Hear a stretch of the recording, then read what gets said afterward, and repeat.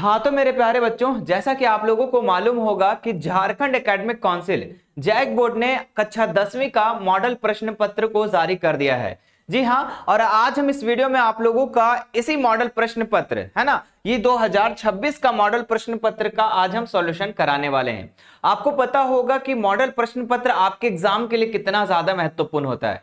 जी हाँ, इसी मॉडल प्रश्न पत्र से, इसी मॉडल के आधारित पर आप लोगों का एग्जाम में प्रश्न रहने वाला है। तो आपके द्वारा जितने भी जैक बोर्ड के द्वारा मॉडल प्रश्न पत्र आया है, सभी का सॉल्यूशन अवश्य कर ले बच्चों। हमारे इस चैनल के द्वारा आप लोगों का सारा सब्जेक्ट का सॉल्यूशन करा दिया गया है, प्लेलिस्ट भी बना दिए गए हैं, वहां से आप जाकर सभी विषयों का आप मॉडल प्रश्न पत्र जो 2026 का ऑफिशियल है उसका सॉल्यूशन पा सकते हैं। आज हम इस वीडियो में आप लोगों को जो करवाने वाले हैं है ना, क्लास 10th के साइंस का, विज्ञान का सब्जेक्टिव सवालों का सॉल्यूशन। इससे पहले मैंने ऑब्जेक्टिव का करा रखा है, उम्मीद करते हैं कि आप लोगों ने उसे देखा होगा। नहीं देखा होगा तो इस वीडियो को देख लेने के बाद ऑब्जेक्टिव क्वेश्चन को भी एक बार देख लेना, ठीक है, क्योंकि पैटर्न मेरे प्यारे बच्चों इसी तरीके से रहने वाला है।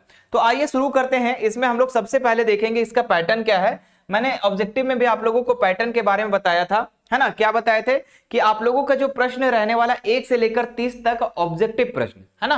कितना बोले मैंने? 1 से लेकर 30 तक ऑब्जेक्टिव प्रश्न, और उसके बाद 1 से लेकर 30 तक ऑब्जेक्टिव प्रश्न, फिर 31 से लेकर 52 तक आपका सब्जेक्टिव सवाल रहने वाला है, ठीक है, जो कि 31 से लेकर 52 तक 2 नंबरिया, 3 नंबरिया और 5 नंबरिया, इस तरीके का सवाल आप लोगों का रहेगा, ठीक है। चलिए अब हम लोग इसमें सभी सवालों को देखते हैं।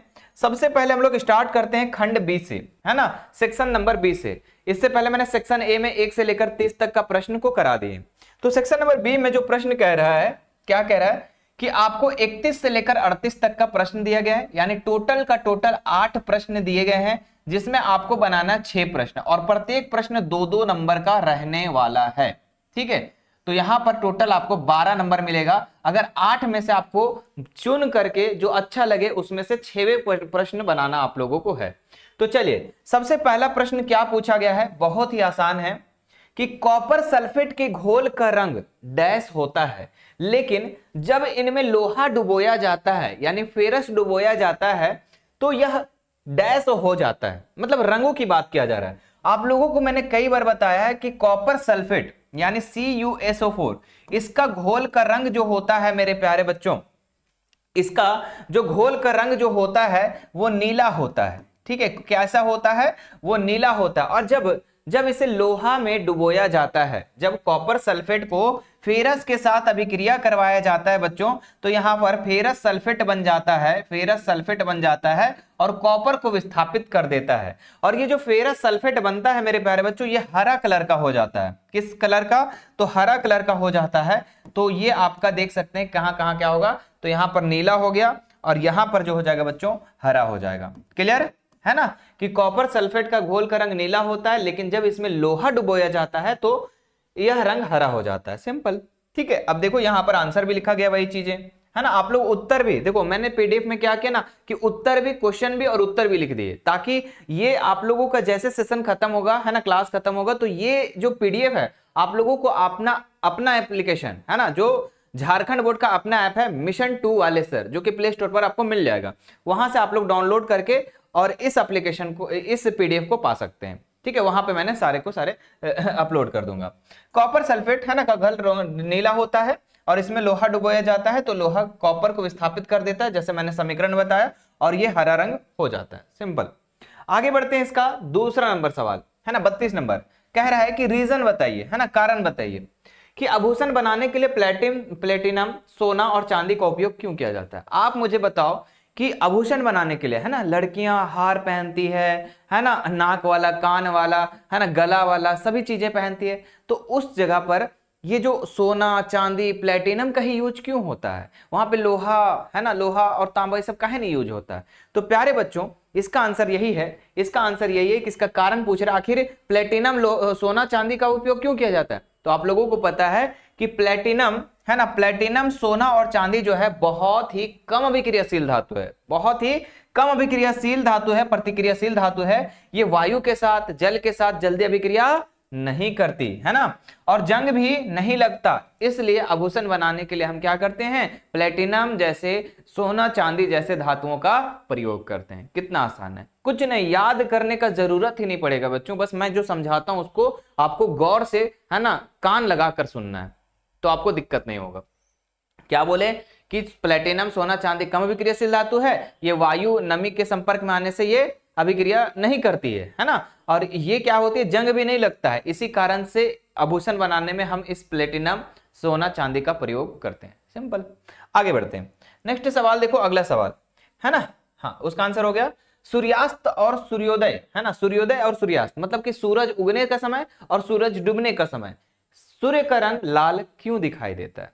तो प्यारे बच्चों देखिए इसका आंसर क्या होगा कि सूर्योदय और सूर्यास्त के समय सूर्य की किरणें वायुमंडल में लंबा मार्ग तय करना पड़ता है, बिल्कुल, है ना। अगर सूर्योदय समय, है ना, जब सूर्योदय होता है, जब सूर्य निकलता है, और जब सूर्यास्त होता है, जब सूर्य डूबता है, तो उसका जो किरण है मेरे प्यारे बच्चों लंबे लंबे मार्ग तक गुजरना पड़ता है। और वायुमंडल में क्या होता है, नीली किरणें, है ना, आपको पता है ना 7 कलर के, तो नीला नीला होता है, लाल होता है, लेकिन यहां पर नीला जो कलर होता है ना, बैंगनी कलर, ये प्रकीर्णित हो जाती है, मतलब फैल जाती है, और लाल नहीं फैलती है। लाल जो है ना, लाल किरणें, ये कम प्रकीर्णित होती है, मतलब कम फैलती है।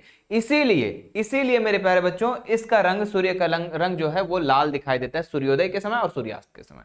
तो ये आपका इसका आंसर हो जाएगा, लिख लेना, बढ़िया से नोट कर लेना। आगे बढ़ते हैं, कार्बन दो अपर रूप X और Y मौजूद है। मैंने कई बार बताया कार्बन के 2 अपर रूप आप लिखना चाहे तो ये सब लिख सकते हैं, हीरा ग्रेफाइट, है ना, तो हीरा और ग्रेफाइट हो जाएगा।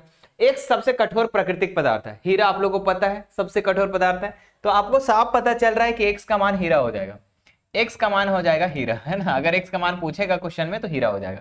जबकि Y विद्युत का सुचालक है, ग्रेफाइट, हमने बोला ना कि कार्बन के 2 अपर रूप हीरा और ग्रेफाइट, हीरा और ग्रेफाइट, तो हीरा क्या है, सबसे कठोर है, तो X का मान हमें पता चल गया हीरा, और Y विद्युत का सुचालक है, ग्रेफाइट विद्युत का सुचालक है, तो Y का मान आपका ग्रेफाइट हो जाएगा। देख लो आंसर, X जो है हीरा है, जो सबसे कठोर प्राकृतिक पदार्थ है, ठीक है, और ग्रेफाइट जो है बच्चों Y का बोल रहे कि Y का Y, X और Y की पहचान कीजिए, तो X का मान मतलब मान बोलते हैं, X का नाम तो आपका हीरा हो गया, Y का नाम क्या हो जाएगा, आपका हो जाएगा ग्रेफाइट हो जाएगा, जो कि क्या है, विद्युत का सुचालक है, ठीक है।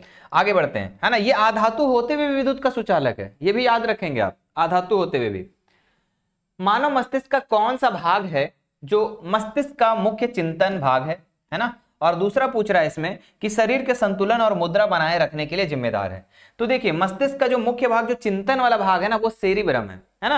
आंसर अगर आप लिखना चाहे तो नीचे मैंने लिखवा दिया है कि ये क्या हो जाएगा बच्चों, इसका सेरिब्रम हो जाएगा, है ना, क्या हो जाएगा, सेरिब्रम, जो चिंतन करने वाला भाग है मानव का, जिसको हम लोग कहते हैं प्रामस्तिष्क, है ना, सबसे बड़ा भाग होता है दिमाग का मानव का। संतुलन और मुद्रा बनाए रखने के वाले भाग जो है ये सेरिबेलम है। क्या है ये, जिसको अनुमस्तिष्क कहते हैं, सेरिबेलम। ये क्या करता है, मुद्रा बनाए रखते हैं। जैसे मैं यहाँ पर खड़ा हूं, ठीक है, तो मैं खड़ा सही तरीके से रह रहा हूं, ऐसा नहीं कि इधर उधर छटपटा के गिर जा रहा हूं, ऐसा नहीं, है ना, और साथ ही साथ संतुलन बनाए रखने, है ना, कोई भी चीज को हम लोग संतुलन कर सकते हैं, है ना। चलो, तो ये चीजें आप लोगों का क्या हो जाएगा कि चिंतन का भाग सेरिब्रम, और अगर संतुलन और मुद्रा बनाए रखने वाला भाग जो है सेरिबेलम हो जाएगा। चलिए आगे बढ़ते हैं, नेक्स्ट हम लोग ये देखो 36 नंबर सवाल कि निम्नलिखित गैसों के पहचान परीक्षण कीजिए, है ना। तो देखिए अगर हमें यहाँ पर 2 दिया गया है गैस, कौन कौन सा, एक कार्बन डाइऑक्साइड और एक सल्फर डाइऑक्साइड, हम कैसे पहचान कर पाएंगे कि कौन सा कार्बन डाइऑक्साइड है और कौन सा सल्फर डाइऑक्साइड है। तो इसको पहचान करने के लिए, है ना, उत्तर लिखना बच्चों आप लोग कि कार्बन डाइऑक्साइड जो गैस है, इसको जब हम चूना के साथ, है ना, किसके साथ, चूने के पानी के साथ, जिसको हम लोग कैल्शियम हाइड्रोक्साइड कहते हैं, इसके साथ जब हम अभिक्रिया करवाते हैं, इसके साथ मिलाते हैं, तो ये क्या हो जाता है, सफेद कलर का हो जाता है, दूधिया कर देता है। देखिए तो वह दूधिया सफेद हो जाता है, वह दूधिया क्या हो जाता है, सफेद हो जाता है। तो इसका मतलब हमें यही समझ में आता है, ये क्या है, कार्बन डाइऑक्साइड। अच्छा, सल्फर डाइऑक्साइड का पहचान आप कैसे करेंगे, तो यह अम्लीय गैस है, ये तो हमें पता है, सल्फर डाइऑक्साइड, है ना, सल्फर अम्लीय गैस है, और ये क्या करता है, एसिडिक लिटमस को लाल कर देता है, मतलब नीलल को लाल कर देता है। तो इससे हमें पता चलता है ये क्या है, सल्फर डाइऑक्साइड है। साथ ही साथ अम्लीय गंध भी देता है ये सल्फर डाइऑक्साइड। उम्मीद करते हैं कि ये चीजें आपको क्लियर हो गई होगी कि कैसे हम पता करेंगे कि कौन सा कार्बन डाइऑक्साइड और कौन सा सल्फर डाइऑक्साइड, इसको परीक्षण कैसे करेंगे। चलिए आंसर लिख लेना आप लोग। इनमें से उपस्थित क्रियात्मक समूह को लिखिए। देखिए ये वाला आप लोगों को जब ऑब्जेक्टिव करवाए थे उस समय भी आप लोगों को ये वाला हम ऐसे बता दिए थे। देखो ये क्या लिखा है बच्चों कि 4 क्वेश्चन दिए गए इसमें, है ना, 4 ABCD। अब इसमें कह रहा है कि कौन सा फंक्शनल ग्रुप है, कौन सा प्रक्रियात्मक समूह है। तो देखो प्रोपेनोन, नोन लग रहा है लास्ट में, है ना, क्या लग रहा है बच्चों यहाँ पर, अगर मैं बात करूं प्रोपेनोन तो नोन लग रहा है, लास्ट में अगर हम उच्चारण में पढ़े तो ये हमारा ओन होता है। क्या होता है, ओन, है ना, ओन। और ओन किस में होता है बच्चों, तो ये कीटोन समूह का है। किस समूह का है, तो कीटोन समूह का है, कीटोन समूह का है ये। और कीटोन में अगर हम लोग देखें, अगर इसका पहचान देखें तो लास्ट में जो होता है ना बच्चों, ये कीटोन का होता है CO, ये चीज याद रखना आप लोग, कीटोन। और उसके बाद दूसरा देखो प्रोपेनॉल, नॉल, है ना, प्रोपेनॉल, अच्छा नल बोल रहा है ना, प्रोपेनल। तो प्रोपेनल जो है अल, लास्ट में क्या लग रहा है, अल लग रहा है ना, कल क्या लग रहा है बच्चों, प्रोपेनल, प्रोपेनल। तो प्रोपेनल में लास्ट में क्या लग रहा है, अल। और अल हमने किस में बताया, तो एल्डिहाइड में बताया था आप लोगों को, है ना, एल्डिहाइड। और एल्डिहाइड जो होता है प्यारे बच्चों, ये आपका इसका अगर हम इसका सूत्र अगर जाने, है ना, पहचान जाने, तो एल्डिहाइड का होता है CHO। किसी के लास्ट में अगर बॉन्ड यहां पर लगा रहा CHO तो उसको हम एल्डिहाइड समझेंगे। अगर सी नंबर देखें, सी नंबर प्रोपेनॉल कह रहा है, ऑल, ऑल लास्ट में क्या लग रहा है, ऑल, है ना, ऑल। और ऑल जो होता है ये जो प्यारे बच्चों, ये आपका किसका होता है, तो ये एथेनॉल का होता है। अच्छा एथेनॉल नहीं जी, क्या बोलते हैं, एल्कोहल ग्रुप का, सॉरी एथेनॉल कैसे होगा, एल्कोहल ग्रुप का हो जाएगा ये, कि कौन सा ग्रुप का, एल्कोहल ग्रुप का। और एल्कोहल का अगर पहचान देखे तो लास्ट में अगर OH लगा रहा तो हम उसको क्या कहेंगे, एल्कोहल ग्रुप का। अब है प्रोपेनोइक अम्ल, हम बताया था ना कार्बोक्सिलिक अम्ल, है ना, जब COOH कार्बोक्सिलिक अम्ल, नोइक अम्ल, लास्ट में क्या लग रहा है, ओइक अम्ल, ओइक अम्ल, है ना, लास्ट वाला लग रहा है ओइक अम्ल, है ना। मैं पूरा का पूरा क्लियर में आप लोग का आंसर नीचे दे रहा हूं, ठीक है, टेंशन मत लो, अभी मैं सिर्फ समझा रहा हूं यहाँ पर। ओइक अम्ल, ओइक अम्ल लास्ट में क्या लग रहा है, ओइक अम्ल, यानी ये कौन सा ग्रुप का है, तो ये कार्बोक्सिलिक अम्ल का, कार्बोक्सिलिक अम्ल वाले ग्रुप का है। और इसका पहचान अगर देखें बच्चों तो ये होता है COOH। कितने बच्चों को ये वाला याद था, एक बार आप हमें नीचे कमेंट करके जरूर बताना कि ये बच्चों कितने बच्चों को ये याद था। और ये अगर फंक्शनल ग्रुप को अच्छे से याद कर लेते हो तो यहां से 3 से 4 नंबर आपका पक्का हो जाएगा, ठीक है। मैंने ऑब्जेक्टिव में भी आप लोगों को याद करवा दिए थे, ठीक है। सिर्फ पहचान जानना है। अगर मान लो ये पूछ देगा कि एल्डिहाइड का क्या है पहचान है, तो CHO पूछ देगा, एल्कोहल का OH, कार्बोक्सिलिक अम्ल का पूछ दे CHO, COOH, ऐसे याद कर लेना। या फिर देखो नाम से अभी हमने कैसे पहचाना कि लास्ट में क्या लग रहा है, तो उसके हिसाब से हमने कौन से ग्रुप का है वो पहचान लिया। तो ऐसे ही मेरे प्यारे बच्चों आप लोगों को प्रश्न को बनाना है। देखो रटने से ज्यादा समझने पर जोर दो। अगर समझ जाओगे, और मिशन 2 पर समझने पे ही जोर दिया जाता है, ना कि रटने पर, है ना। समझने पर अगर जोर दिया जाएगा तो आप कभी भी एग्जाम में मतलब कि छोड़ कर नहीं आओगे। कुछ ना कुछ आप अगर किसी भी तरीके से प्रश्न पूछ दे एग्जाम में तो आप उसे बना कर आओगे। बातों को समझ रहे हैं, तो ये चीजों को याद रखिएगा। तो देख लीजिए ये आपका जो ग्रुप है फंक्शनल ग्रुप से आप लोग का क्वेश्चन रहेगा, चूंकि मॉडल प्रश्न पत्र में दे दिया है। आगे देखते हैं नेक्स्ट हम लोग। अच्छा ये वाला मैंने फिक्स करके अच्छा से लिख दिया हूं, है ना, कि प्रोपेनॉन कीटोन समूह, प्रोपेनल एल्डिहाइड समूह, प्रोपेनॉल ऑल लग रहा है, एल्कोहल समूह, ओइक अम्ल, कार्बोक्सिलिक अम्ल वाला समूह, ठीक है। चलो आगे देखते हैं निम्नलिखित में से, है ना, निम्नलिखित भागों में से रक्त के प्रकार ऑक्सीजन युक्त और ऑक्सीजन रहित का नाम बताइए। उस मार्ग का उल्लेख भी कीजिए जिसके माध्यम से वे रक्त ले जाते हैं। तो हृदय से फेफड़े तक, फेफड़े से हृदय तक, या फिर अन्य भाग से फेफड़े तक, मतलब रक्त को कैसे ले जाया जाता है वो बताना आपको। तो देखिए यहाँ पर 2 चीजें होती है, एक होता है धमनी और महाशिरा। तो इसका क्या क्या काम है इसी को आपको आंसर लिखना है। तो चलिए मैं यहाँ पे आंसर लिखवा देता हूं। देखिए सबसे पहले अगर बात करें हम लोग फुफ्फुस धमनी का क्या काम है, तो ये क्या करता है, जो ऑक्सीजन रहित, है ना, क्या बोले हमने, ऑक्सीजन रहित, जिसमें ऑक्सीजन ना हो, है ना, वो रक्त जो है ले जाते कहां से, हृदय से, है ना, दिल से मेरे प्यारे बच्चों, कहां तक, फेफड़ों तक। दिल से कहां तक, फेफड़ों तक, हृदय से फेफड़ों तक। लेकिन महाशिरा का काम क्या होता है, महाशिरा, अच्छा आप मुझे बताओ बच्चों कि मानव का जो हार्ट है ना, हृदय है, वो कितने चैम्बर है ना, उसमें कितने भागों में बटा गया है बताइए। हृदय जो है यहाँ पर है ना, वो कितने भागों में बटा गया है ना, धमनी, शिरा, ये सब चीज था ना जी। हाँ, महाशिरा, महाशिरा प्यारे बच्चों, तो ये ऑक्सीजन रहित रक्त लाती है, कहां से लाती है, तो शरीर के विभिन्न अंगों तक, शरीर के जितने भी अंग, हाथ पैर, ये सब पूरा, ये रक्त को कहां तक ले जाती है, तो हृदय तक ले जाती है। तो ये आपका है ना, इसका आंसर हो जाएगा। उम्मीद करते हैं ये भी प्रश्न आपको बढ़िया से समझ में आ गया होगा। ठीक है, चलो आगे बढ़ते हैं नेक्स्ट हम लोग। हाँ, ये खंड सी से अब आते हैं हम लोग। बी वाले प्रश्न को हम लोगों ने पूरे अच्छे से कंप्लीट कर लिया, और उसमें टोटल कितने प्रश्न थे बी वाले में, तो 8 थे, जिसमें 6 बनाना था, हमने 8 प्रश्न को सॉल्व कर दिया, है ना। अब आप लोग क्या करो, उसमें 6 जो अच्छा अच्छा लगता है उसको आप लोग बना सकते हैं।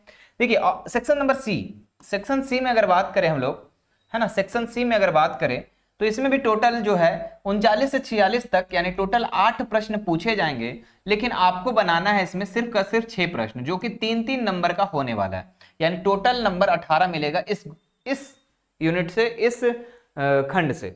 ठीक है, 18 नंबर का प्रश्न है। अब इसमें सिर्फ 8 में से आपको जो जो अच्छा लगेगा वही प्रश्न को आपको बनाना है। ठीक है प्यारे बच्चों, एक बार बताओ कि ये क्लास कैसा लग रहा है, अच्छा लग रहा है तो दिल बनाकर भेजेंगे फटाफट। एक बार क्या करेंगे, दिल बनाकर भेजेंगे कि सर मजा आ रहा है। क्या कहोगे कि सर मजा आ रहा है, तो एक प्यारा सा दिल बनाकर भेजना। ठीक है, चलो आगे बढ़ते हैं। क्या कह रहा है कि सफेदी करने के लिए पदार्थ एक्स के विलयन का उपयोग किया जाता है। ये एक्स का नाम क्या है, सफेदी करने के लिए हम लोग दीवार में क्या करते हैं, पोचाड़ा वगैरह करते हैं, सफेदी करते हैं ना, पोचाड़ा करते हैं, सफेदी करते हैं, तो वो उस किस चीज का करते हैं, तो चूना का करते हैं। किससे करते हैं, चूना से करते हैं। और चूना का सूत्र क्या होता है, CaO। तो पहला ऑप्शन तो यही तो हो जाएगा, पदार्थ एक्स का नाम पूछा और सूत्र बोला है, तो पदार्थ एक्स का नाम चूना हो जाएगा, और सूत्र बोलेंगे तो CaO हो जाएगा। तो चलिए देखते हैं इसका आंसर कहां लिखा हुआ है। तो आंसर अगर देखें इसमें, थोड़ा सा ऊपर कर लेते हैं, हाँ यहां देखो आंसर नीचे हमने लिख दिया है, ये आंसर रह गया कि पदार्थ एक्स का नाम क्या है, कैल्शियम ऑक्साइड है ना, जो चूना कहेंगे, और इसका सूत्र जो है बच्चों क्या है, कैल्शियम ऑक्साइड, CaO, है ना। चलिए आगे बढ़ते हैं। यहां पर दूसरा क्या कह रहा है कि अगर एक में वर्णित पदार्थ जो एक्स है ना, जो एक्स है प्यारे बच्चों, यानी CaO, ये अगर हम जल के साथ अभिक्रिया कर दे तो क्या होगा, ये चीज आपको पूछ रहा है। तो चलिए इसको जल के साथ अभिक्रिया करेंगे तो क्या होगा, देखते हैं अभिक्रिया।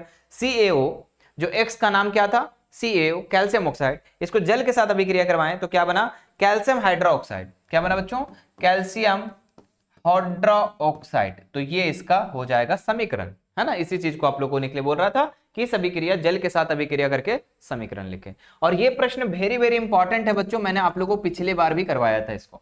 ठीक है, पिछली बार भी करवाया था कि सफेदी करने के लिए जो यूज किया जाता है उस पदार्थ एक्स का नाम क्या है। तो कहना क्या, कहना उसको कहना प्यारे बच्चों, उसको कहना कि एक्स का नाम जो है ना वो है चूना, है ना, वो है कैल्शियम ऑक्साइड, और वो अगर जल के साथ अभिक्रिया करेगा तो क्या होगा, कैल्शियम हाइड्रोक्साइड बनेगा। क्लियर, तो ये चीज आप लोग लिख लेना।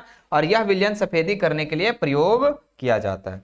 देखो क्वेश्चन भी लिखा है, आंसर भी लिखा है, पूरा पीडीएफ में क्वेश्चन आंसर पूरा कंप्लीट किया हुआ है। नेक्स्ट देखिए, यदि दो चुंबकीय क्षेत्र रेखाएं एक दूसरे को एक बिंदु पर प्रतिच्छेद करती है, चुंबकीय रेखाएं कभी आपस में बिंदु प्रतिच्छेद ही नहीं करती है, ये कैसा सवाल है।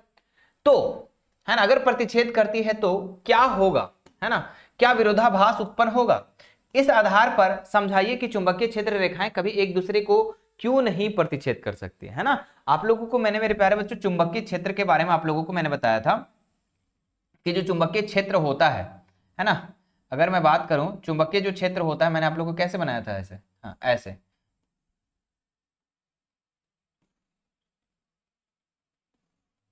ऐसे, है ना,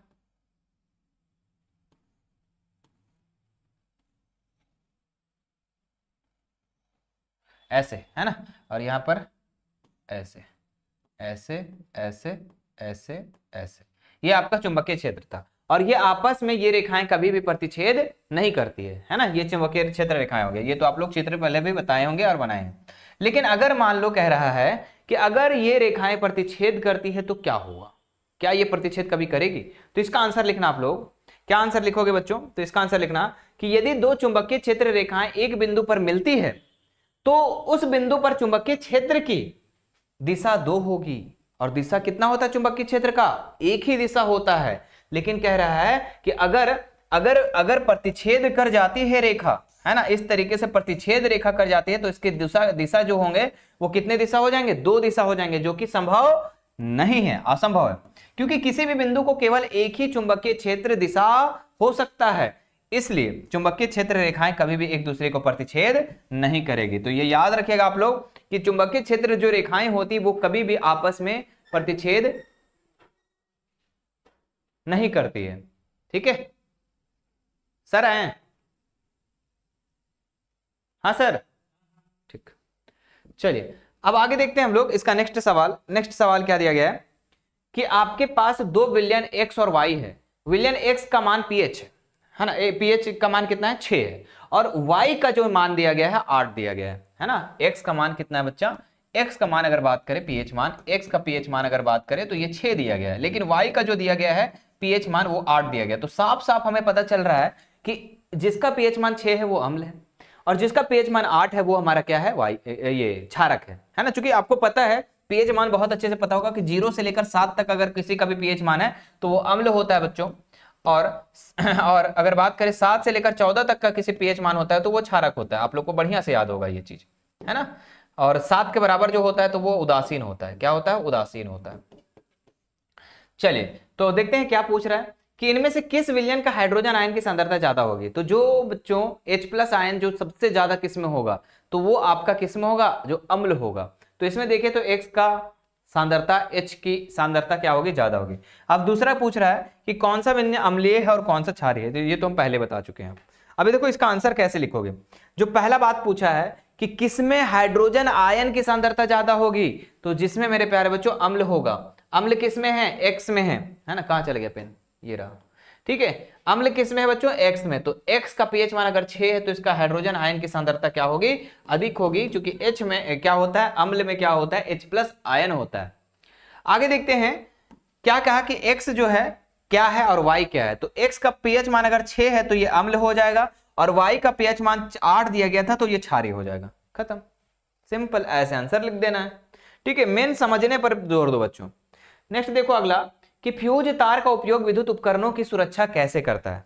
अब आप लोगों के घरों में है ना, आप लोगों के घरों में क्या होगा, एक वायरिंग किया होगा, और वायरिंग में एक फ्यूज लगा होता है बच्चों, है ना। फ्यूज जब भी कभी भी शॉर्ट सर्किट वगैरह कुछ भी होता है ना, बिजली अगर आपके वायरिंग में कुछ भी खराबी आती है तो सबसे पहले फ्यूज उड़ता है ना। और आप लोग क्या करते हो, कुछ भी अगर लाइट वगैरह बंद होता है तो आप फ्यूज जाकर चेक करते हो कि क्या फ्यूज उड़ गया क्या। ठीक है, तो ये फ्यूज का उपयोग क्यों किया जाता है आखिर। ठीक है, दूसरा क्वेश्चन पूछ दिया इसमें कि एक विद्युत बल्ब का प्रतिरोध ज्ञात कीजिए जो 220 वोल्ट के स्रोत से जोड़ने पर 10 एम्पियर धारा प्रवाहित की जाती है। ठीक है, अब देखो हमें पता है बच्चों कि हमें विद्युत से बचने के लिए, है ना, विद्युत उपकरणों को खराब होने से बचाने के लिए हम क्या करते हैं, फ्यूज का उपयोग करते हैं। क्योंकि आप ऐसे समझो ना कि अगर मान लो कि यहां से करंट आ रहा है ऐसे दो तार से, ठीक है, मैं यहां पर बीच में फ्यूज लगा दिया, और इधर से हम वॉशिंग मशीन चला रहे हैं, है ना, इधर वॉशिंग मशीन चला रहे हैं, इधर हम पंखा चला रहे हैं, ई रूम में कूलर चला रहे हैं, बहुत सारा। मान लीजिए किसी कारण से ये दोनों तार टच कर जाती हैं तो सबसे पहले क्या होगा, ये फ्यूज उड़ेगा। क्यों, क्योंकि ये सारी मोटी तारें हैं, लेकिन फ्यूज के पास क्या होता है, एक पतला सा तार जोड़ा जाता है कि कभी भी अगर इधर कुछ गड़बड़ हो तो सबसे पहले पतल का तरवा टूट जाए, क्या हो, उसका कनेक्शन ही काट दे, तब बाकी चीज क्या होगी, खराब नहीं होगी, है ना। जब कनेक्शन ही टूट जाएगा तो करंट प्रवाहित नहीं होगी, और प्रवाहित नहीं होगी तो क्या होगा। तो बस सिंपल सा समझो कि फ्यूज जो है ना उसमें पतली तार यूज किया जाता है। तो चलिए लिखते हैं, देखते हैं क्या लिखा गया आंसर जो हमने लिखा है, लिखना इस तरीके से कि फ्यूज का तार का गलनांक जो वाला पतला तार होता है वो अधिक धारा प्रवाहित तो होती है तो यह पिघल जाता है, तो जो गलनांक होता है बहुत ही कम होता है। मतलब कि कुछ भी शॉर्ट सर्किट अगर घर के तरफ हुआ तो फ्यूज सबसे पहले उड़ेगा, क्योंकि ये बहुत पतला तार इसमें बीच में जोड़ा जाता है। ठीक है, और परिपथ तोड़ देता है और उपकरण सुरक्षित रहते हैं, बच जाते हैं।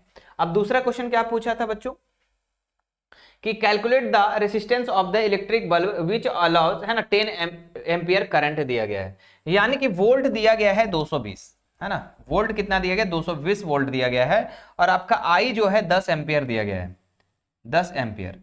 आपको क्या पूछा है, आपको पूछा है यहाँ पर मेरे प्यारे बच्चों कैलकुलेट रेसिस्टेंस, है ना, ऑफ इलेक्ट्रिक। तो यहाँ पर आपका आर पूछा है बच्चों, है ना, क्या पूछा है, आर पूछा, और आर बराबर होता है V बटा आई। तो आर का है ना, रेसिस्टेंस से ना पूछा है, हाँ, तो V बटा आई, V का मान कितना है 220 है, और इस 10 से डिवाइड कर देंगे तो कितना हो जाएगा 22 बचेगा, है ना।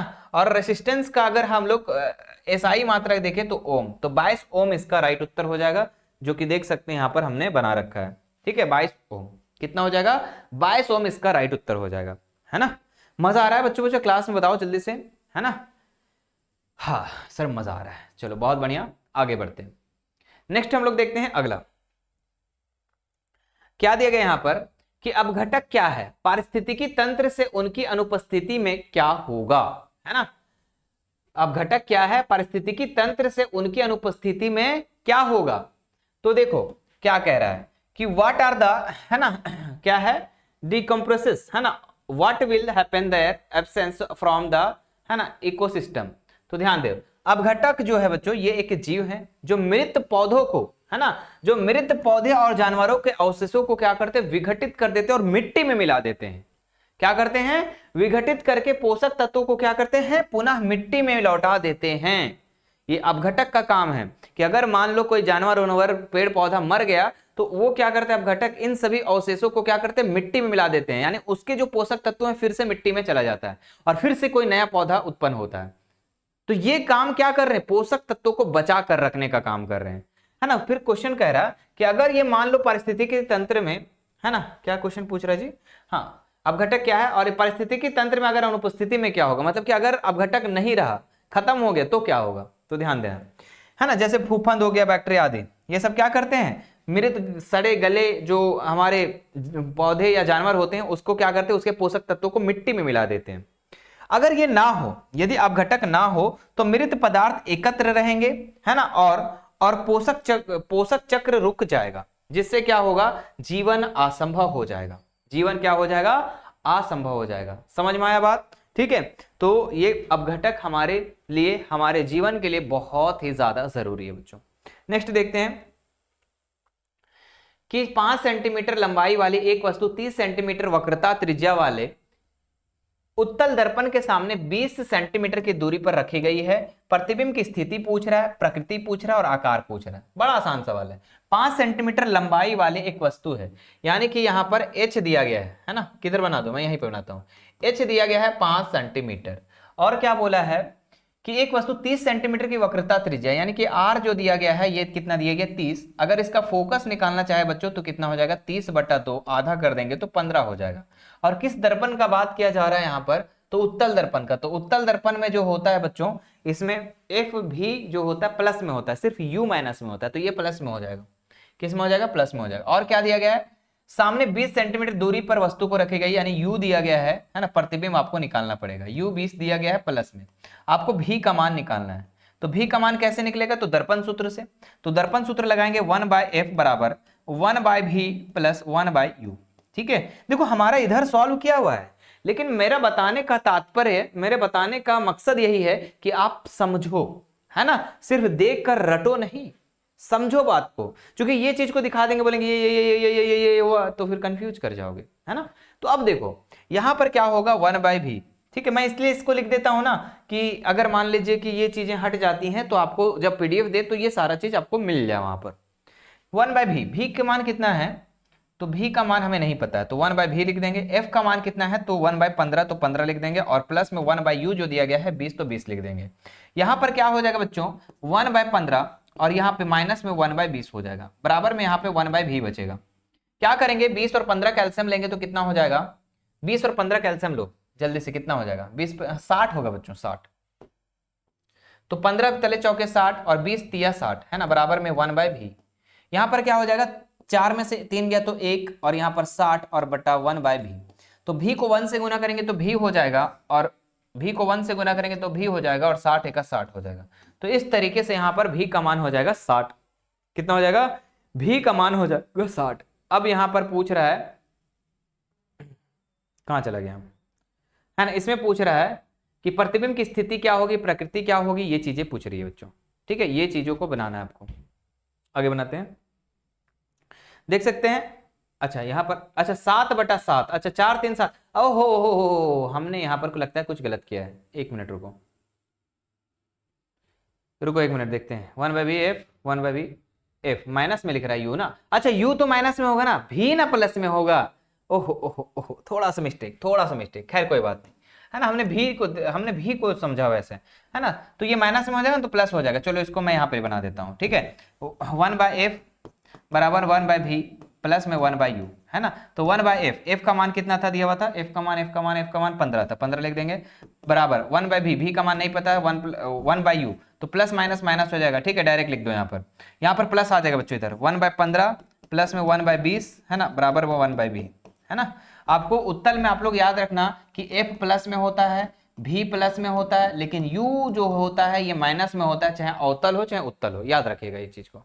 तो यहाँ पर 20 और 15 कैल्सियम लेंगे तो 60 हो जाएगा। यहाँ पर अगर क्रॉस 15 चौके 60 और प्लस 20 तिया 60 तो 3 हो जाएगा, 1/v जोड़ेंगे तो कितना हो जाएगा 7v है ना, 4 3 7v और बराबर 60 हो जाएगा। तो v बराबर कितना हो जाएगा 60/7 हो जाएगा, डिवाइड करोगे तो हो जाएगा 8 पॉइंट समथिंग, 7 8 56, 4 बचा है ना, 4 बचा, 0 हो जाएगा। तो 7 7 14 7 का 7 चौका 7 5 35, यानी कि 8.57 आएगा मे बी, है ना। तो देख लो यहाँ पर बना हुआ है।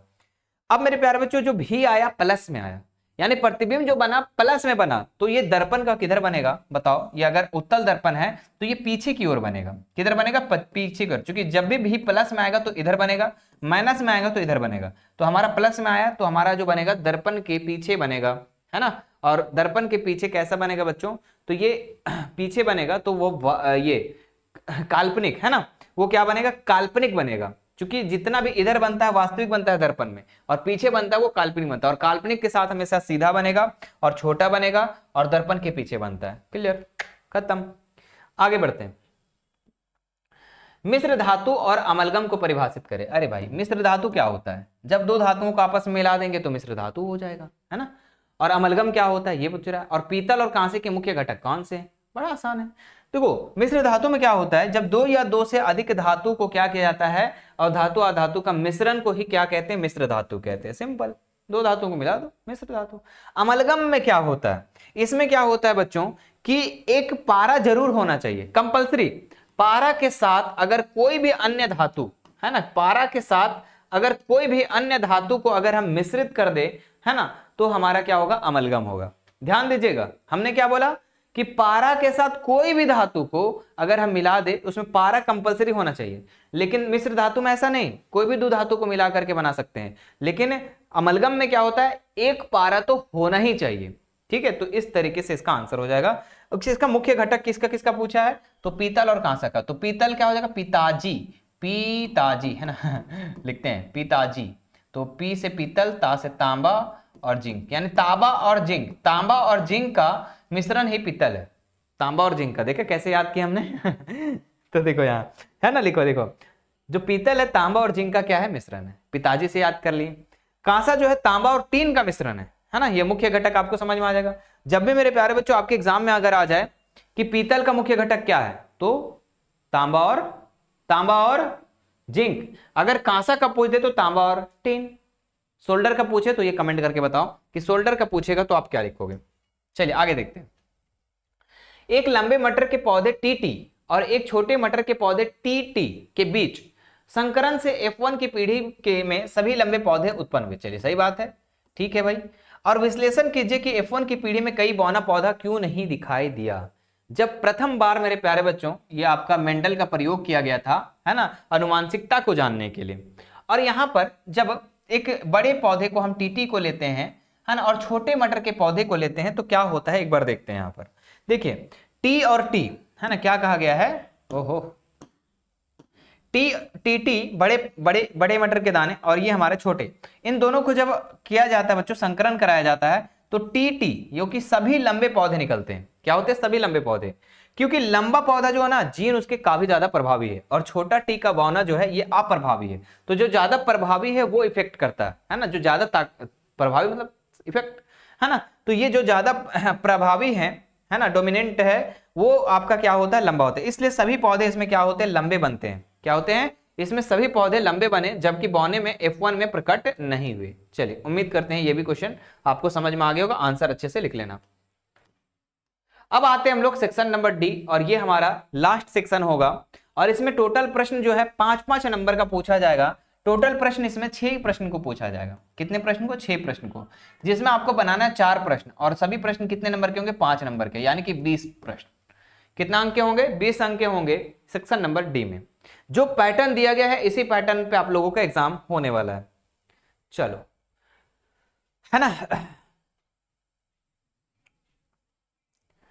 जब तक सफल ना हो नींद चैन को त्यागो तुम, मेरे प्यारे बच्चों, जब तक सफल ना हो नींद चैन को त्यागो तुम, संघर्ष का मैदान छोड़कर मत भागो तुम, कुछ किए बिना जय जयकार नहीं होती, और कोशिश करने वालों की कभी हार नहीं होती। ठीक है, तो कोशिश करते रहना है बच्चों, है ना, और सभी प्रश्नों को अच्छे से याद भी कर लेना है।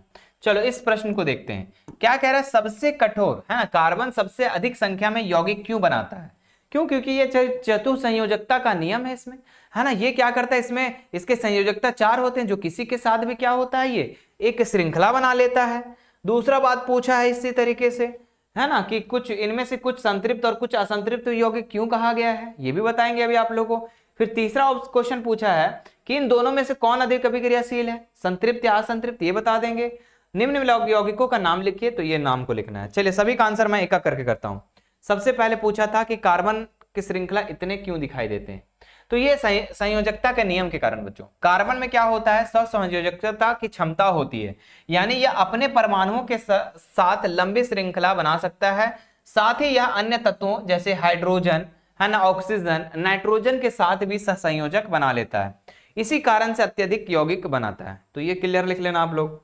आगे देखते हैं नेक्स्ट, हम लोग क्या बोला था कि इसमें कुछ संतृप्त हाइड्रोकार्बन और कुछ असंतृप्त हाइड्रोकार्बन। मुझे बताओ कि संतृप्त हाइड्रोकार्बन किसको कहते हैं?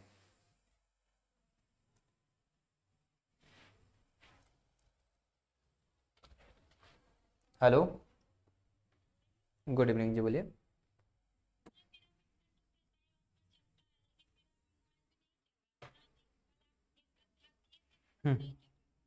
क्या दिखा रहा था? हाँ, तो वो क्या है ना कि उसमें आपको परमिशन देना होगा वीडियो और ऑडियो का। ठीक है, उस पर क्लिक कीजिएगा और एक बार देख लीजिए यूट्यूब वगैरह में कि परमिशन कैसे दिया जाता है ऐप में, वो बता देंगे। ठीक है, आप उसमें क्लिक करेंगे तो डायरेक्ट सेटिंग में चले जाएंगे, और सेटिंग में आपको अलाउ करना पड़ेगा सब चीज़ को, है ना। अगर आपके घर में बड़े भैया बहन है तो उसको पूछ लीजिए, बता देंगे वो। हम्म। हाँ हाँ, वही कारण से, ठीक है, वो परमिशन देना होगा आपको। ठीक, सेटिंग से आपके फ़ोन में सेटिंग जो होगा वहाँ से होगा, उसको अलाउ करना पड़ेगा उस एप्लीकेशन में जो जो चीज़ें हैं वो। ठीक है, एक बार पूछिएगा ना कि कोई बड़ा अगर कोई होगा ना तो बता देंगे वो। ठीक। ठीक। हम्म। हाँ हाँ, वही कारण से वो बता रहे हैं ना, आपकी सेटिंग वाला, वो सेटिंग का प्रॉब्लम है। ठीक। ठीक। नहीं नहीं, टेंशन मत लीजिए, वो आज नहीं होगा तो कल नहीं होगा तो कल परसों ठीक ही हो जाएगा ना, टेंशन मत लीजिए। ठीक है। ठीक ठीक। अच्छा, नहीं नहीं, छूटेगा नहीं, छूटेगा नहीं। ठीक है, अभी हम क्लास ही ले रहे हैं, ठीक है, दूसरा क्लास। ठीक है। ठीक। नहीं, ऐप में नहीं, दूसरी जगह पे है। ठीक।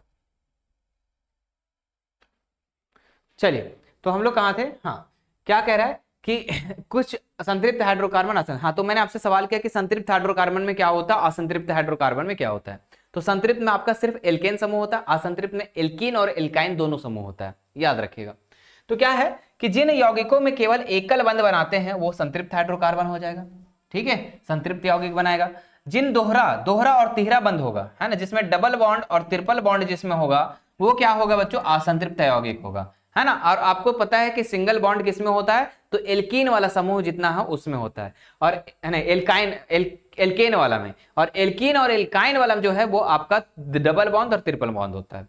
चलिए, है ना, आगे देखते हैं क्या कह रहा है कि असंतृप्त यौगिक अधिक अभिक्रियाशील होते हैं। बोल रहा है, पूछा था सवाल इसमें कि संतृप्त ज्यादा अभिक्रियाशील है या असंतृप्त, तो लिखना कि असंतृप्त जो यौगिक है वो अधिक अभिक्रियाशील, क्योंकि इसमें बहुबंध आसानी से क्या होता है, टूट जाते हैं, टूटते हैं। चलिए, अब देखो इसमें से 2 प्रश्न बोला गया था और इसका नाम बोला था कि इसका नाम क्या होगा।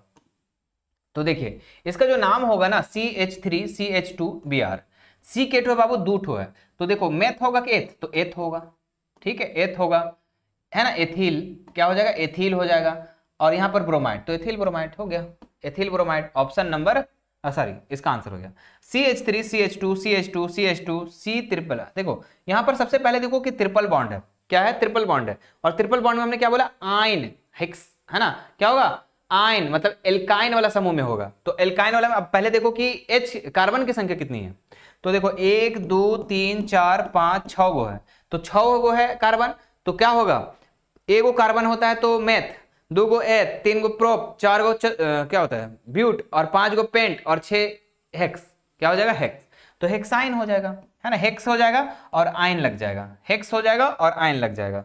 आगे बढ़ते हैं, हाँ 1 लग जाएगा। चलिए आगे बढ़ते हैं नेक्स्ट, यहाँ पर ये देखिए विद्युत चुंबक क्या है ना, इसके 2 उपयोग बताएं। बड़ा आसान है भाई, विद्युत चुंबक क्या है, आसानी से लिख दोगे कि विद्युत चुंबक जो है एक क्या है, ये क्या करता है, आकर्षित प्रतिकर्षित दोनों करता है, ऐसे भी आप जोड़ करके लिख सकते हो, या फिर यहाँ पर देख सकते हैं विद्युत चुंबक क्या है ना, और इसके 2 उपयोग लिखे। तो इसका आंसर नीचे देख लेते हैं, नीचे देखेंगे। दूसरा क्वेश्चन बोला कि विद्युत चुंबक कैसे बनता है, यह दिखाने के लिए एक नामांकित आरेख बनाइए। ये नीचे हम बता देंगे आप लोग अभी कि विद्युत चुंबक कैसे बनता है, परिनालिका से कैसे बनता है। फिर विद्युत चुंबक बनाने के लिए प्रयुक्त नरम लोहे का ही प्रयोग क्यों किया जाता है, इसका उद्देश्य बताना है। यदि विद्युत चुंबक का पदार्थ स्थिर है तो उसकी शक्ति बढ़ाने के लिए 2 तरीके बताएं। तो हम फेरों की संख्या बढ़ा देंगे या फिर ताप की संख्या बढ़ा देंगे, सॉरी धारा की संख्या बढ़ा देंगे, धारा की पावर को बढ़ा देंगे। तो ये पूरा का पूरा मेरे प्यारे बच्चों आप लोगों को मैंने पता है आरंभ बैच में क्लासेस दे चुका हूं, ठीक है, पूरा का पूरा आरंभ बैच में क्लासेस दे चुका हूं, ठीक है। लेकिन अभी आप लोगों को पता है आपकी तैयारी को बेहतर से बेहतरीन बनाने के लिए प्यारे बच्चों क्रैश कोर्स आया हुआ है, ठीक है। आप लोगों को मैं देखो पूरे क्लास को मैं करवा दिया, क्रैश कोर्स के बारे में भी बता रहे, जो कि हमारे नीचे भी चल रहे होंगे क्रैश कोर्स, ठीक है। हेल्पलाइन नंबर भी दिया गया है, आप लोग अगर चाहते हो कि आप अपना लक्ष्य को पूरा करो, आपके जो मन में जितने भी नंबर लाने का होगा 80%, 90+, डिस्ट्रिक्ट टॉपर, स्कूल टॉपर या फिर स्टेट टॉपर, जो भी आपका होगा लक्ष्य, वो पूरा करने के लिए आपको आना होगा क्रैश कोर्स में बच्चों। और क्रैश कोर्स का जो क्लासेस चलती है वो कहां चलती है, मिशन 2 वाले सर एप्लीकेशन पर चलती है, तो उसे जाकर जल्दी से डाउनलोड करो, ठीक है, और उसके बाद फिर आप लोग अपने क्लासेस को कंटिन्यू करें। चलिए फिर देखते हैं नेक्स्ट। तो इसका आंसर हम लोग सभी करते हैं, ठीक है। सबसे पहले विद्युत चुंबक क्या है, इसके 2 उपयोग लिखें। तो लिखेंगे हम कि विद्युत चुंबक वह उपकरण है ना, वह उपकरण है जो विद्युत धारा प्रवाहित करने पर चुंबकीय गुण क्या होता है, प्राप्त करता है। इसके 2 उपयोग, पहला विद्युत घंटी में और क्रेन के भारी लोहे की वस्तुओं को उठाने में किया जाता है चुंबक का प्रयोग। तो ये क्लियर हो गया। अब दूसरा क्वेश्चन पूछा था कि इसका आरेख बनाए, है ना। दूसरा क्वेश्चन क्या बोला था कि विद्युत चुंबक कैसे बनता है, इसको दिखाने के लिए एक नामांकित आरेख बनाए। तो ये चले आरेख बनाते हैं हम लोग। आप लोगों को मैंने बताया था बच्चों कि एक परिनालिका होती है, ऐसे बना देना आप लोग और ऐसे कर देना, है ना, ऐसे कर देना, और इसमें इस तरीके से एक वायर तैयार कर देना। क्या कर देना, इसमें एक वायर डाल देना, इस तरीके से फेरों की संख्या डाल देना, ऐसे करना, फिर नीचे से आएगा, फिर ऐसे करना, ऐसे आएगा, फिर नीचे से आएगा, फिर ऐसे करना, ऐसे आएगा, फिर नीचे से करना, फिर ऐसे करेंगे, ऐसे आएगा, और फिर यहाँ से निकल जाएगा, ठीक है। ऐसे निकाल देंगे, है ना, ऐसे निकाल देंगे, और यहाँ पे हम लगा देंगे एक battery, plus minus plus minus, ऐसे करके लगा दो, ठीक है।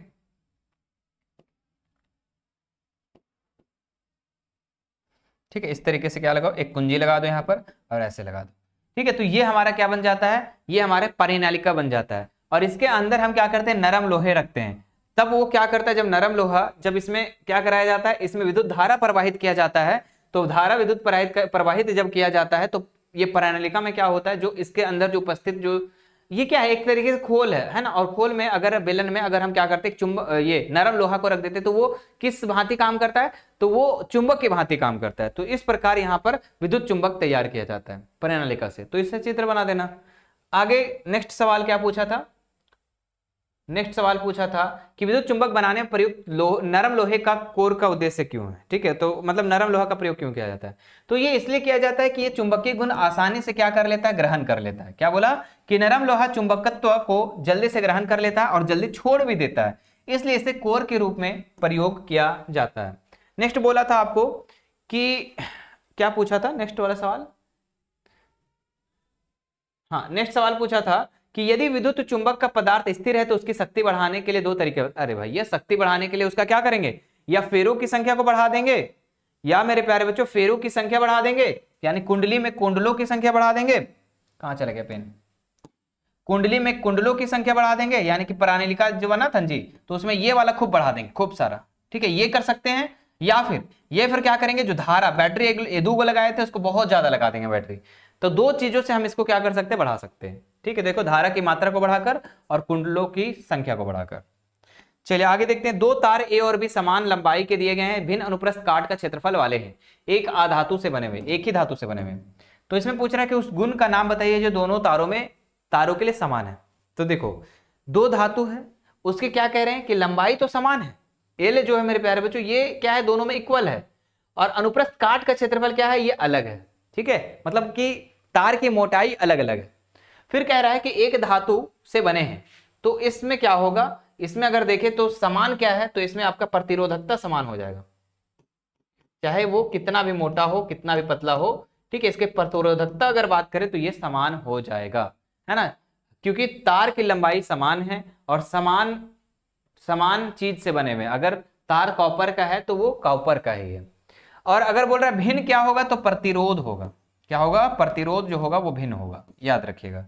ठीक है, चलो देख लेते हैं इसका आंसर क्या क्या लिखे गए हैं। नेक्स्ट हम लोग, समान गुण क्या होगा, प्रतिरोधकता होगा, और भिन्न गुण क्या होगा, प्रतिरोध होगा, रेसिस्टेंस होगा, है ना। अच्छा, और नेक्स्ट सवाल क्या पूछा था कि अनुपात शायद पूछा था ना, कि तारों के अनुप्रस्थ कट का क्षेत्रफल का अनुपात है ना। देखो, जब एक प्रतिरोध जो है बी के प्रतिरोध का 4 गुना है, तो गणना क्या करना है, तारों के अनुप्रस्थ काट का क्षेत्रफल का अनुपात ज्ञात करना है।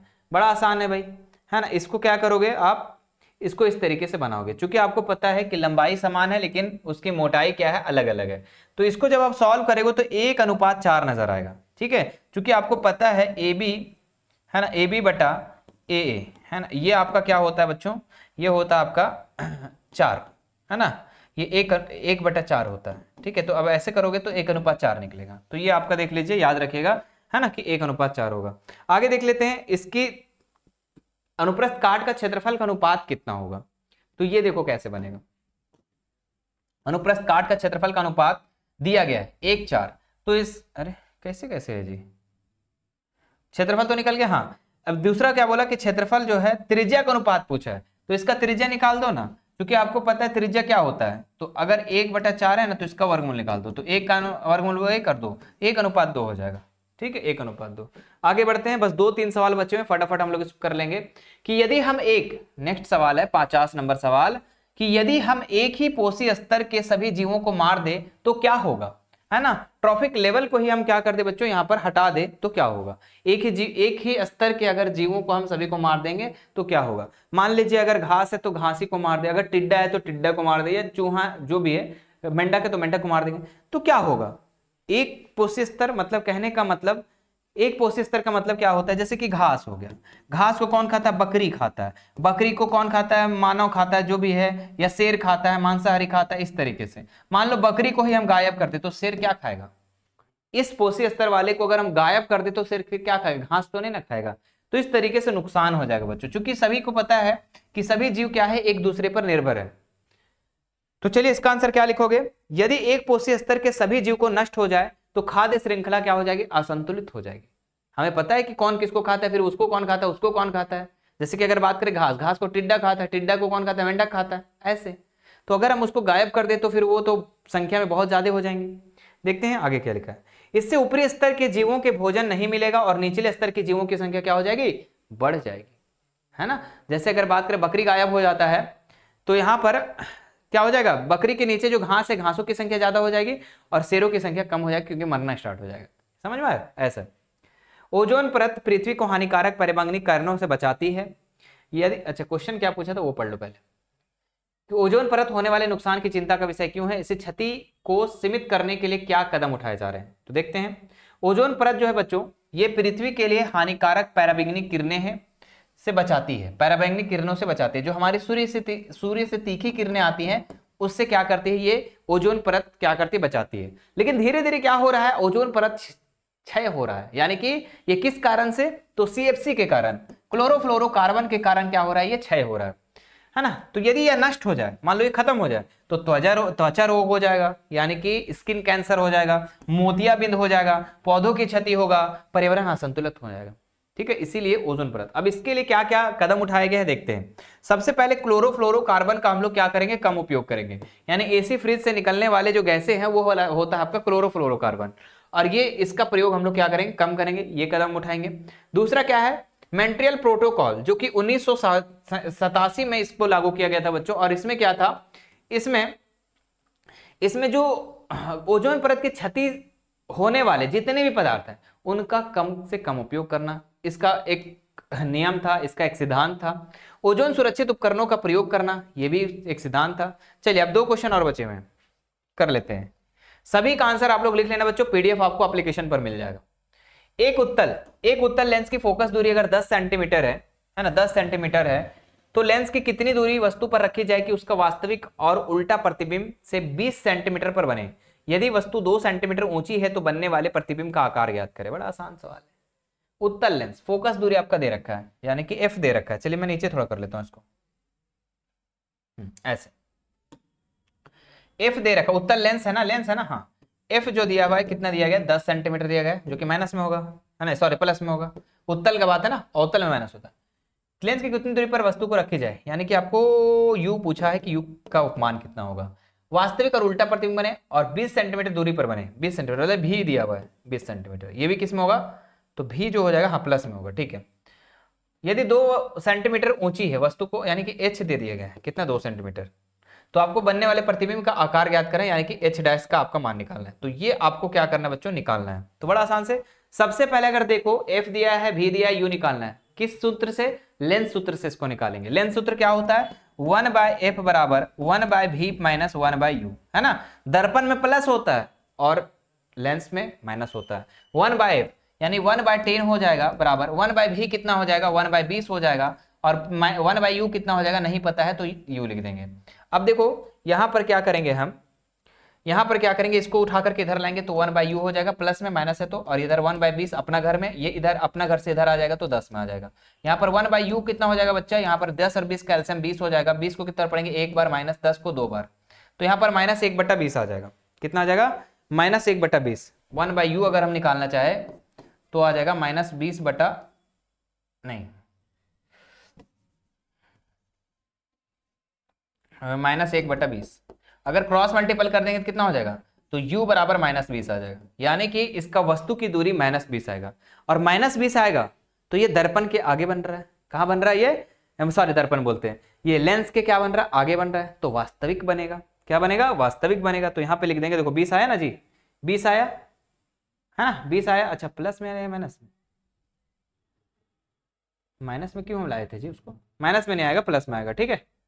अच्छा एक मिनट, यहाँ प्लस यूज किया या माइनस यूज करना चाहिए इसको। लेंस एक दर्पण है, लेंस है, गलत कर दिया, यहाँ पर -20 आंसर आएगा, ठीक है। अब क्या लिखेंगे, वस्तु लेंस से 20 सेंटीमीटर दूरी पर रखना होगा, ठीक है। अब इसका हम लोग को क्या निकालना है बच्चों, अब दूरी ये ऊंचाई निकालना है। तो m बराबर आवर्धन बराबर फॉर्मूला होता है v/u, है ना, और बराबर h डैश बटा h। तो v/u, भी का मान कितना आया था, शायद 20 था ना जी, 20/20 शायद, और बराबर h डैश कितना आया था, तो इसका निकालना है h डैश, और h दिया था 2, तो 20 से का 20, तो h डैश बराबर कितना हो जाएगा, h डैश बराबर 2 हो जाएगा, यानी कि ये 2 निकल जाएगा, ठीक है। प्रतिबिंब की ऊंचाई, अच्छा यहाँ तो दूसरा तरीका से निकाला है कि m इंटू वस्तु की ऊंचाई, लेकिन हमने इस फॉर्मूला से भी आप लोग बना सकते हैं। चलिए आगे देखते हैं। अब लास्ट सवाल है मेरे प्यारे बच्चों, और इस लास्ट सवाल से मैं आप लोगों से एक रिक्वेस्ट करूंगा कि इतने सारे मेहनत के लिए आप कितना प्यार दोगे, है ना। वैसे तो आप लोग प्यार तो भाई इतना दे चुके हो मिशन 2 को कि ये हम नहीं चुका पाएंगे, लेकिन इस वीडियो में आप कितना प्यार देते हो ये आपको मैं देखना चाहता हूं। तो इस वीडियो को ज्यादा से ज्यादा शेयर कर देना है, और वीडियो को क्या कर देना मेरे प्यारे बच्चों, लाइक कर देना, क्योंकि पता है लाइक करना भूल जाते हो।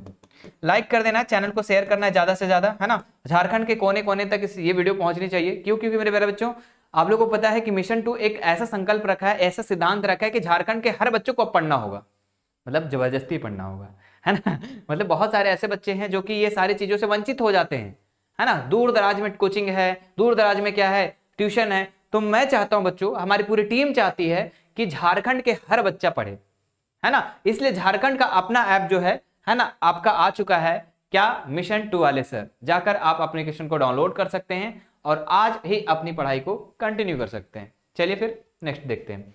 ये क्या है, मानव हृदय के माध्यम से रक्त के दोहरे परिसंचरण और प्रवाह का वर्णन करें। चलो भाई, दोहरा परिसंचरण, दोहरा परिसंचरण किसको कहते हैं प्यारे बच्चों। आपको पता है कि हमारे दिल से, है ना, हमारे हृदय से, है ना, रक्त को 2 बार होकर गुजरना पड़ता है, इसलिए इसको दोहरा परिसंचरण कहते हैं। सिंपल सा एक लाइन में इसको आप लोग याद रखना। अब पढ़ते हैं इसका आंसर। देखिए क्या कह रहा है, मानव में हृदय में दोहरा परिसंचरण, है ना, क्या है, सर्कुलेशन, डबल सर्कुलेशन की प्रक्रिया होती है। कैसे, जिसमें रक्त 2 बार हृदय से होकर गुजरता है। अभी बताया मैंने। पहला क्या होता है, फुफ्फुसियस परिसंचरण में हृदय के दाहिनी भाग से, हृदय के दाहिनी भाग से ऑक्सीजन रहित रक्त को फेफड़े में जाता है। कहां से? हृदय के दाहिनी भाग से फेफड़ा में जाता है और जहां ऑक्सीजन ग्रहण करता है। फेफड़ा में आपको पता है कि हम सांस लेते हो तो जो वायु जो है, ऑक्सीजन जो है फेफड़ा में जाता है और वहां से क्या करता है, जो रक्त है वो ऑक्सीजन लेता है।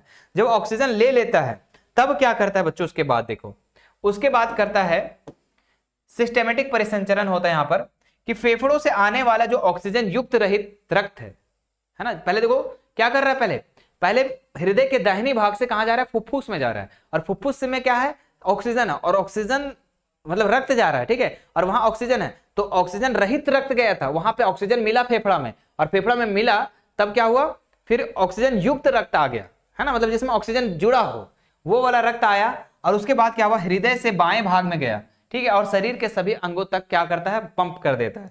इस प्रकार रक्त का पूरा प्रवाह 2 चरणों में होता है ना, जैसे हृदय से फेफड़ा में गया, फेफड़ा में ऑक्सीजन लिया O2 और फिर हृदय में गया और फिर हृदय से कहां चला गया, हृदय से फिर पूरे बॉडी में चला गया। तो समझ रहे हो विनोद? विनोद नहीं है ना, विनोद तो यहां पर बैठा हुआ है कैमरा लेकर के, ठीक है, आप समझो कि हृदय से फेफड़ा में गया, दिल से कहां गया, फेफड़ा में। फेफड़ा में क्या होता है, ऑक्सीजन आता है, जो सांस लेते हैं हम लोग, वहां से ऑक्सीजन आता है। ऑक्सीजन रक्त पहले ऐसे गया जिसमें ऑक्सीजन नहीं था, अब वहां पर फेफड़ा में ऑक्सीजन मिल गया, जब मिल गया तो ऑक्सीजन युक्त रक्त हो गया। अब फिर से हृदय में गया, तो देख रहे हो हृदय में कितना बार जा रहा है, रक्त जो है 2 बार जा रहा है, एक बार ऑक्सीजन युक्त रक्त और एक बार ऑक्सीजन रहित रक्त, 2 बार जा रहा है, इसीलिए इसको मानव का दोहरा परिसंचरण कहते हैं। तो बातों को समझ गए? उम्मीद करते मेरे बच्चों कि आप लोगों को आज ये क्लास बहुत मजा आया होगा और पूरा का पूरा सॉल्यूशन आप लोगों को इसी पे एक ही जगह पे सब मिल गया होगा, आपको ढूंढने की जरूरत नहीं पड़ेगी। चलिए फिर, अच्छा लगा क्लास तो वीडियो को ज्यादा से ज्यादा शेयर करना, फिर मिलेंगे आप लोगों से नेक्स्ट क्लास में। Thank you so much.